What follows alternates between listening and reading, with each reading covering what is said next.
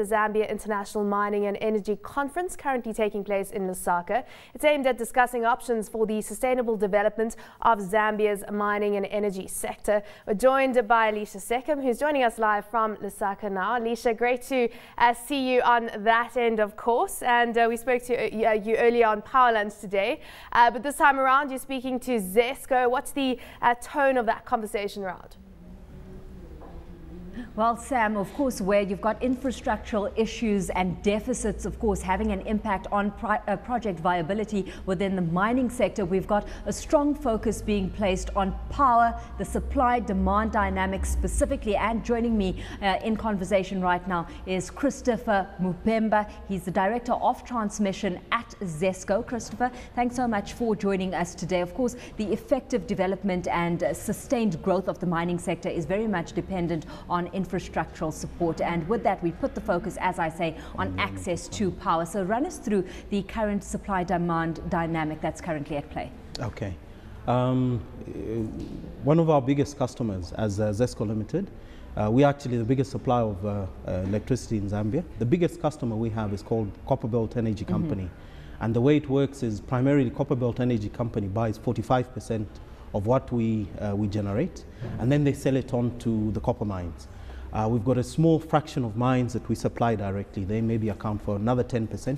So in terms of the mining load within Zambia, it's about 55% of what we generate. So we do have an issue in terms of the capacity that's available and the demand as it is. The mining sector is one of the biggest growing sectors within the Zambian economy. It's almost every other month we get inquiries from new mining companies which want to establish mine. And of course the restriction is on the lack of infrastructure to deliver the power there, but in addition there's the generation capacity, which is quite limited at the present moment. With that being the case, I mean, is it a case of not enough forward planning having been done by an energy company like ZESCO, or a case of growth happening at too rapid a pace?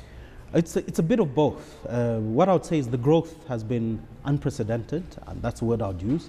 On average, we get growths per annum in terms of the GDP of about 7%, and that is driven primarily by the mining side, which is the biggest contributor. It contributes roughly 80% of that growth. So it's a bit of both. But then in terms of the planning, I wouldn't say the plans were not there. The plans were there. We've had 20-year plans which were done as early as 1995. I think it was the implementation on which we failed, not the planning. So what are some of the key challenges then, Christopher, to stimulating new generation and new energy generation? New energy generation, the biggest problem that has been there is the price of electricity in general in Zambia. That has tended to discourage investment, both from us as a government company and also private developers who would like to develop power stations in this country. If the price is too low, it means that for us as a government company, we cannot borrow the money from financiers, and that is the same with the private developers. But this scenario has changed over the last few years. The price of the electricity has gone up to an extent that it now makes it attractive for private investors to actually sign an agreement primarily with ZESCO to buy their power and use this agreement to underpin their transactions. So you're starting to see the merits of return on investment. Yes. In a sense. What kind of capital are we seeing ZESCO putting to work in terms of investing in this space? We've got a sort of a short to medium term plan over the next 5 years. Our plan is to spend roughly $1 billion a year. So that's 5 billion. Actually, it's about 5.3 billion over the next 5 years. We intend to spend roughly 3 billion of that on doing new power stations, 1 billion of that on doing new transmission lines, and of course you need to create distribution. So another billion on the distribution side. So roughly over the next 5 years, we intend to spend 5.3 billion in investing. So that's the money that you're putting to work. I mean, are we seeing that kind of investment being made by other private sector players specifically, and should more incentive be put on the table by government for private sector to start getting involved?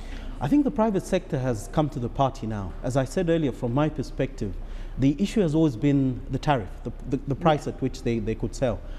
In terms of the incentives, government has always had the incentives in place through an agency called the Zambia Development Agency. Anybody wanting to invest should go to the ZDA. They'll give them the whole menu of the incentives that they can have. But having said that, it looks like things are at a stage where it's attractive enough. So we've got private developers now coming in. For instance, there's the Mamba developing 300 megawatts plus another 300 megawatts who are planning to spend 800 million over the next 3 years, $800 million. Yeah, in part we've got addressing financing and capacity needs, coming to the fore. Are we seeing individual countries leveraging enough of regional integration? Should we be deriving more benefit from collaborative efforts within regions? Okay. Under the Southern African Power Pool, I think the easiest way to collaborate is to do interconnections.